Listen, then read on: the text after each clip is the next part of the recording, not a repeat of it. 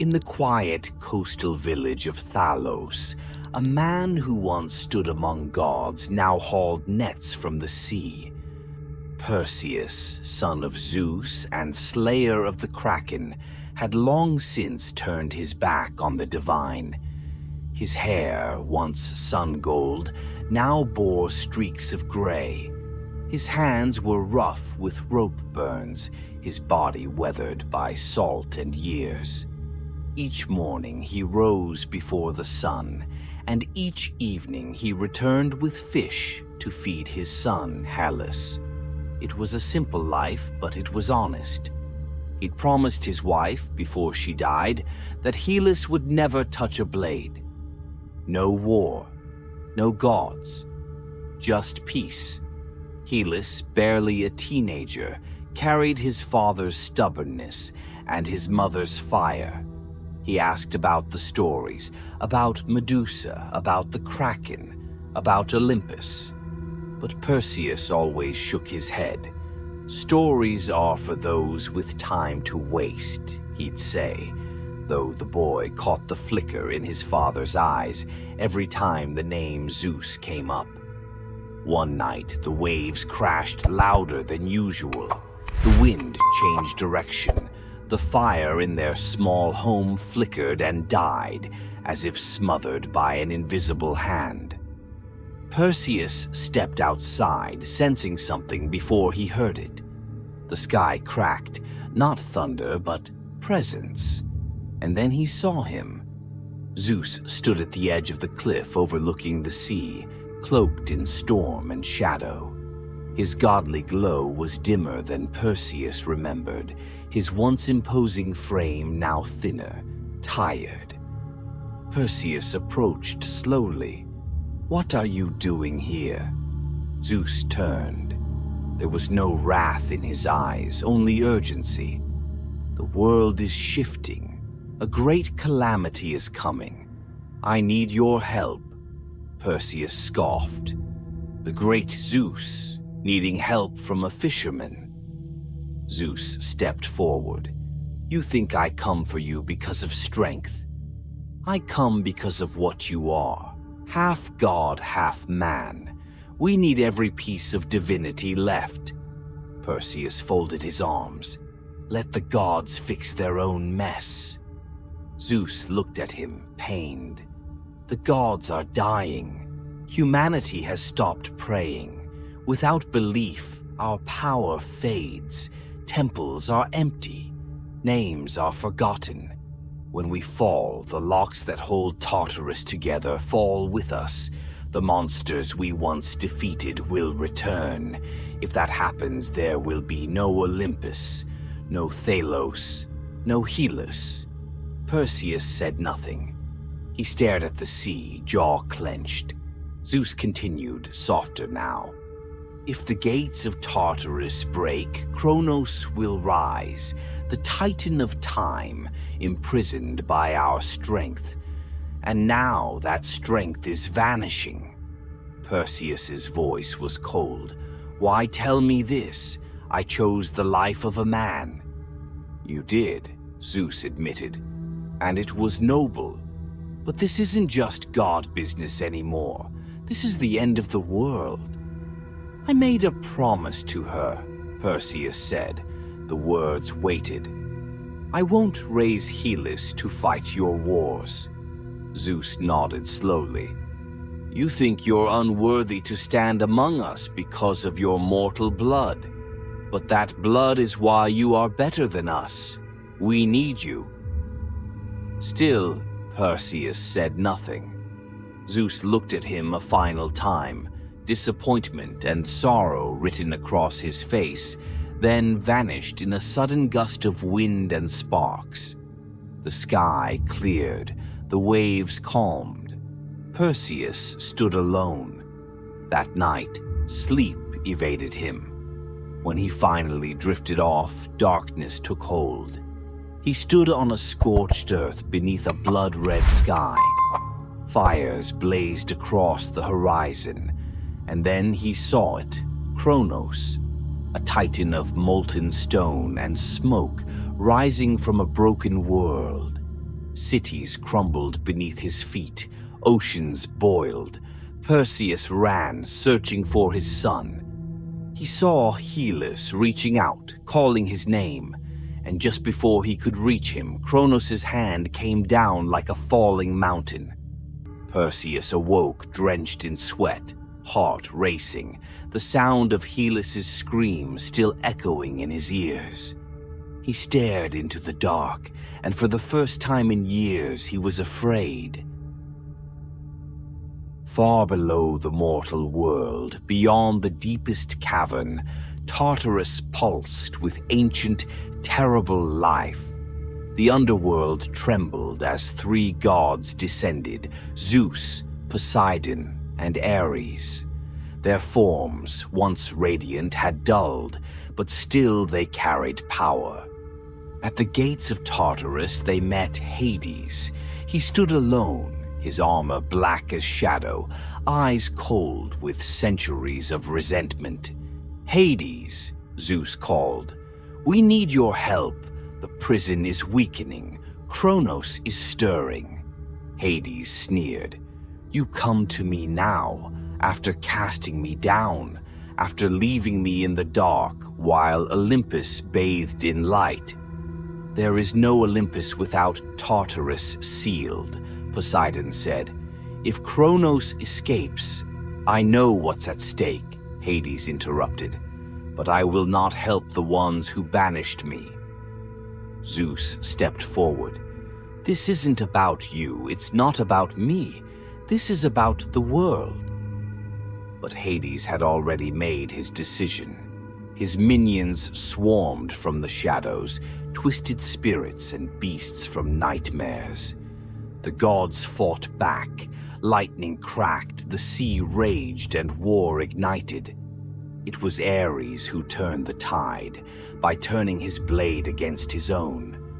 With a brutal blow, Ares struck Zeus from behind, sending him crashing to the ground.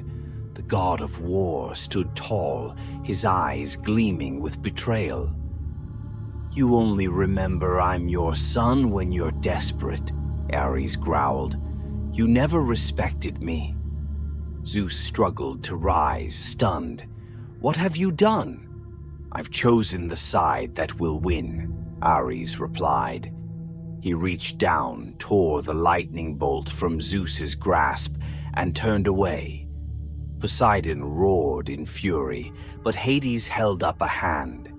"Let them watch the world burn. Kronos has promised us what you never could, immortality." As the gods fell, deep in Tartarus, the chains groaned. One by one, locks that had held the worst creatures of myth began to snap. Something massive shifted in the darkness. Far above on the surface, the sky darkened. In Thalos, Perseus looked up, sensing the change. The wind turned dry and hot. The sea retreated strangely from the shore. He had taken Helpless to the cliffs that evening, trying to return to normalcy, to prove to himself the dream was nothing. But as the waves pulled back unnaturally far, a terrible shape rose from the ocean. It had two heads, one belching fire, the other spraying a thick, venomous mist that hissed when it touched the rocks. The creature stormed the village, shrieking with rage, its twin maws hungry for destruction. People screamed, homes burned. Perseus told Helpless to run. For a moment he hesitated. He had not drawn a weapon in years, but the choice was already made. He picked up a shattered spear from a fallen guard and ran into battle. The creature lunged. Fire roared past him. Venom splashed across the ground. Perseus ducked, rolled, and remembered. The movements were still there, buried deep. He struck the venomous head, wedging it between two broken columns. As it writhed and sprayed wildly, he shouted and baited the fire-breathing head to strike. It obeyed.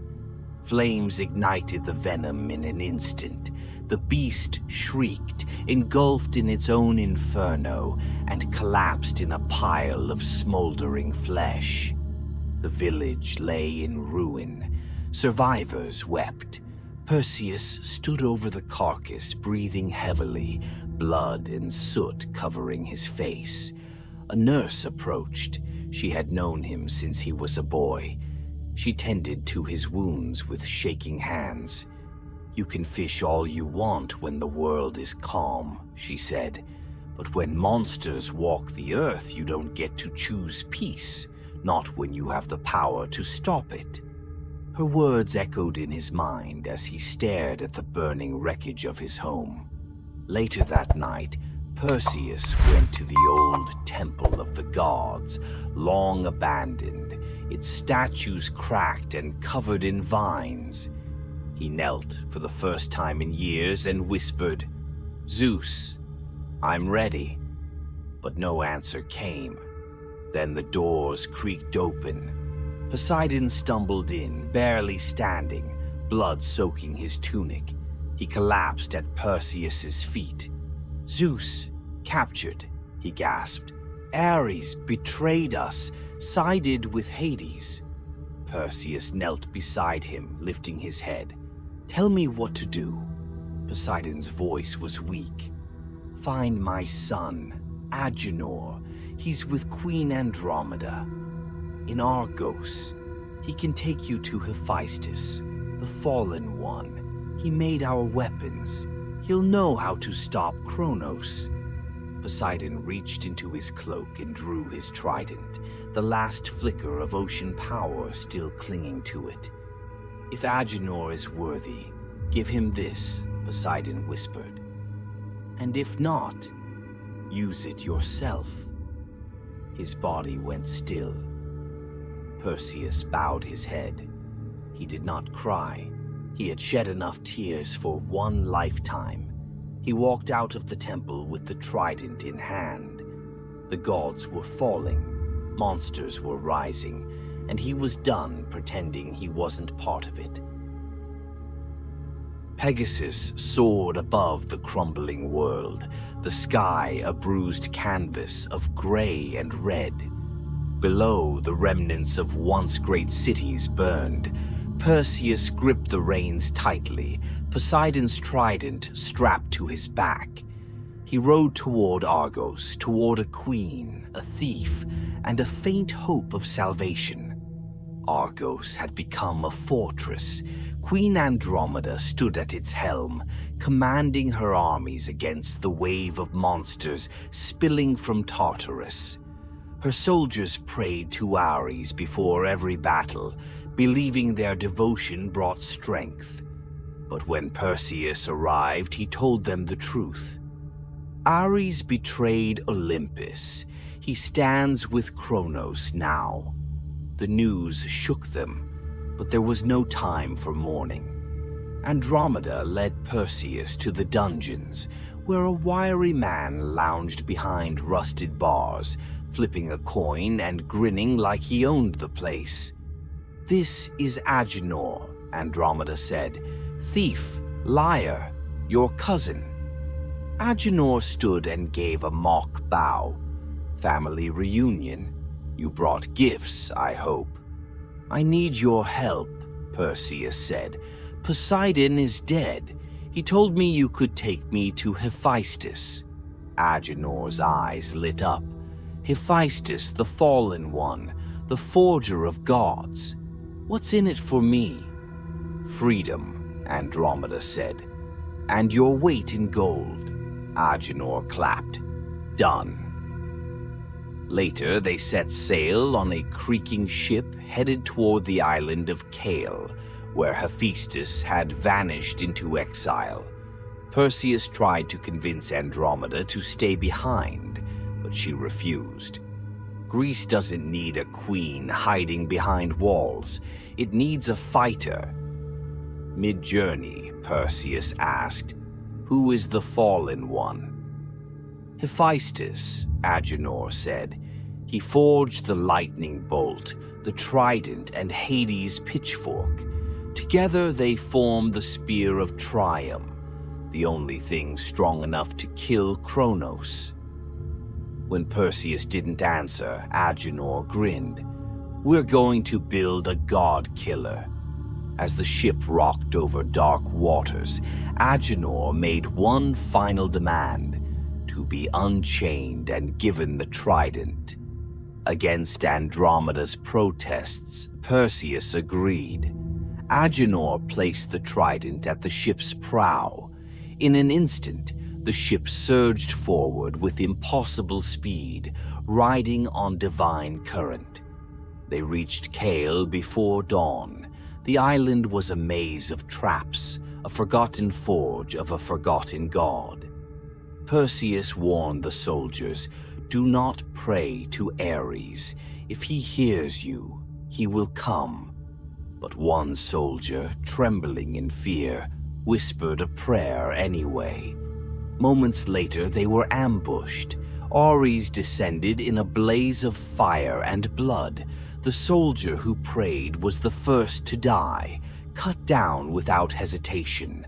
Panic spread. Hephaestus, watching from the shadows, activated the entrance to the labyrinth hidden beneath the island. Perseus held Ares back as the others ran.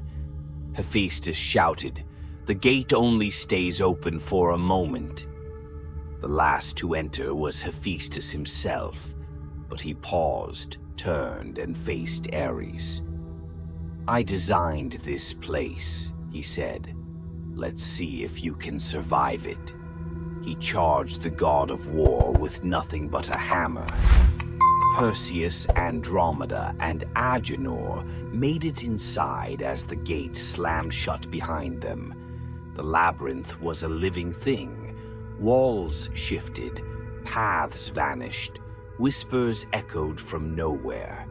Hephaestus had designed it to break minds, not bodies.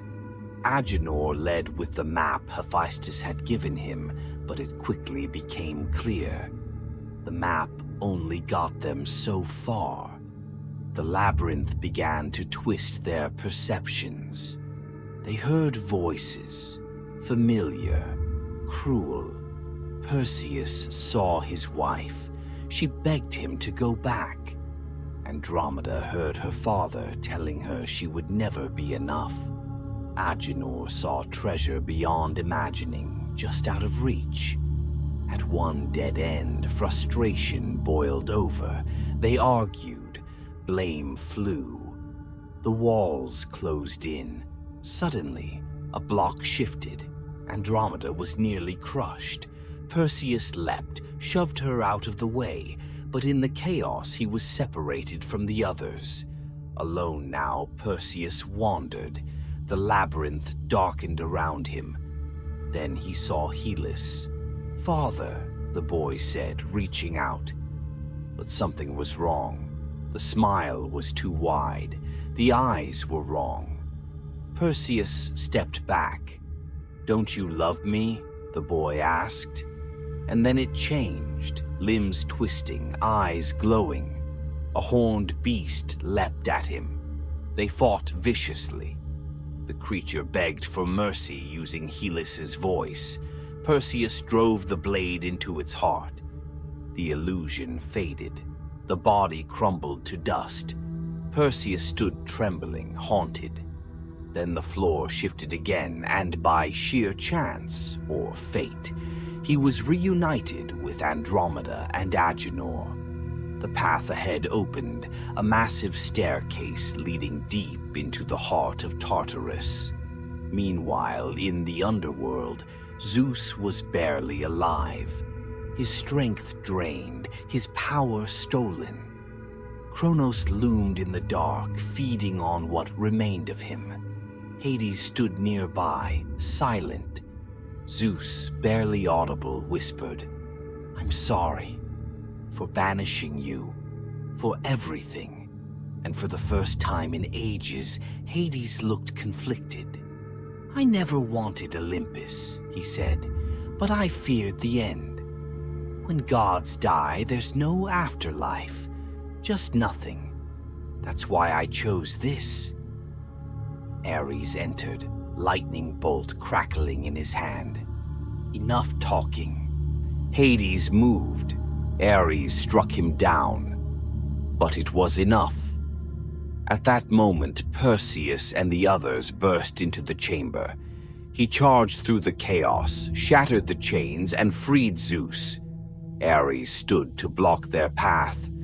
But Hades, weak but defiant, rose again. "I'm not done yet," he growled. He tackled Ares, giving them an opening. Ares screamed in rage and drove Hades' pitchfork into Zeus's back. But Zeus, with his last spark of power and Poseidon's trident in hand, summoned a portal and hurled himself, Perseus, and the others away. They landed in Argos, bloodied and battered. Zeus collapsed. "Kronos is rising," he said. "The spear of Triumph is the only way. You have 2 pieces. You need the bolt." "And where is it?" Perseus asked. Zeus stared at him.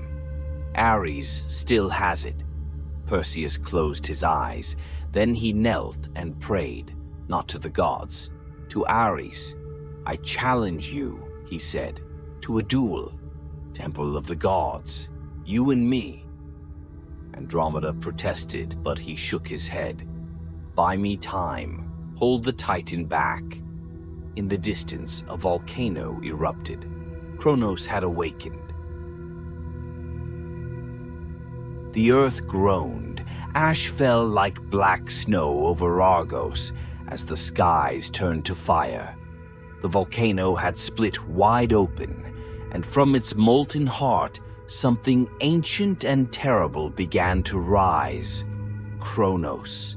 His body was formed of stone and flame, taller than mountains, older than time. Each step cracked the earth. Each breath was a furnace.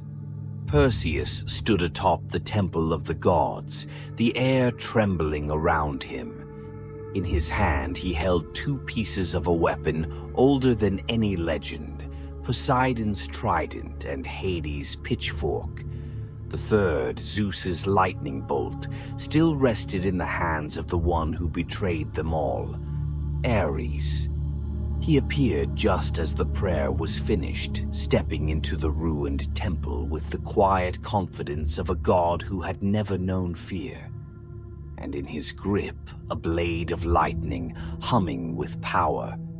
But Perseus wasn't alone. Ares smiled cruelly. "You really thought you could stop me?" Then he stepped aside, revealing Hellas, bound, beaten, and bruised. "Your boy, your weakness." Perseus didn't speak. He couldn't. His rage burned hotter than the fire in the distance. The duel began. Steel clashed with lightning. Ares moved like a storm, unrelenting, merciless. He drove Perseus back, blow after blow, until blood spilled from his mouth and knees buckled. "Look at you," Ares sneered, "still pretending you're something more than a man." But Helpless, eyes swollen and lips split, called out with everything he had. "Get up!" Ares turned just long enough to snarl. It was all Perseus needed.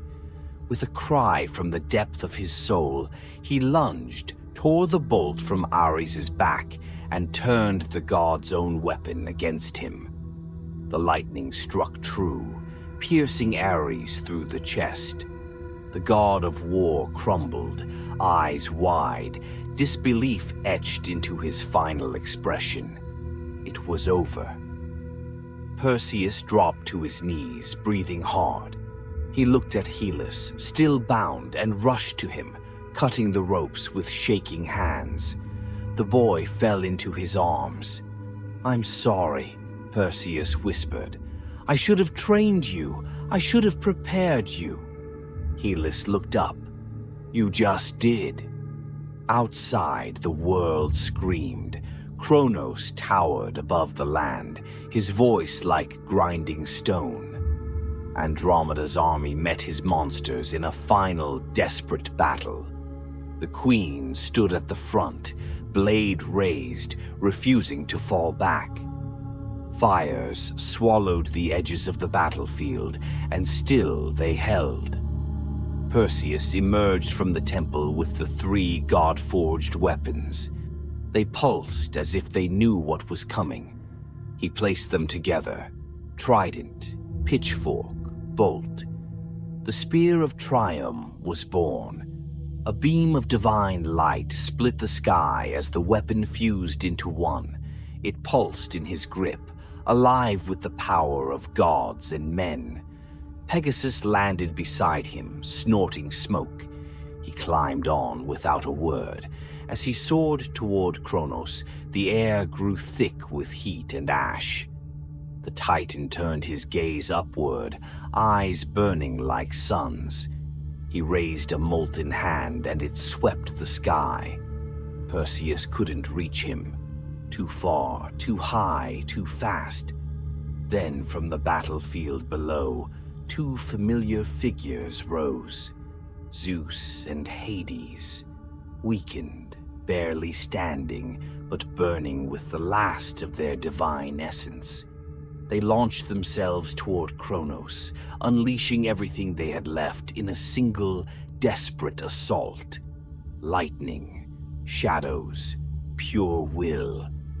Kronos staggered, but then he struck back. A wave of flame erupted, blinding and vast. Perseus watched as Zeus moved without hesitation, placing himself between the blast and his brother. He took the hit, he screamed, and Hades screamed with him. But the opening was there. Perseus dove, through smoke, through fire, into the heart of the beast, and he let the spear fly. It pierced Kronos dead center, and for one breathless moment, everything went still. Then the Titan roared.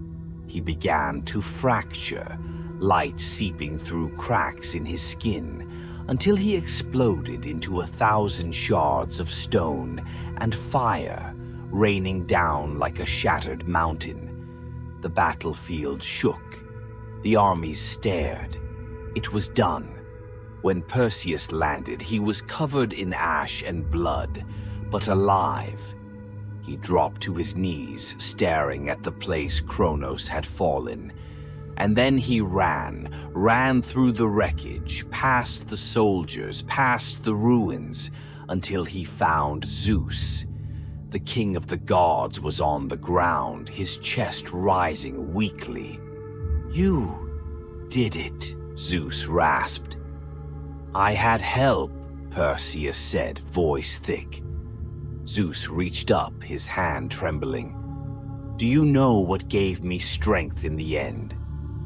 Perseus didn't answer. "It wasn't Olympus," Zeus said. "It was you. The thought of you. My son." Tears slid down Perseus's face. Zeus smiled softly. "Be better than we were." Then he closed his eyes, and the sky went quiet. Hades stood nearby, stripped of power, now mortal. "My debt is paid," he said simply. "No more gods, only men." Later, amid the smoke and ruins, Agenor nudged Perseus. "Now or never." Perseus turned to Andromeda. She looked tired, wounded, regal. He kissed her. She didn't object. Hellas stood nearby, watching. In his hands, Perseus placed the sword that had once belonged to Zeus. "It's time," Perseus said. "If you're going to be a god, be a good one." Hellas nodded, his grip tightening. And from the edge of a dying age, a new one began.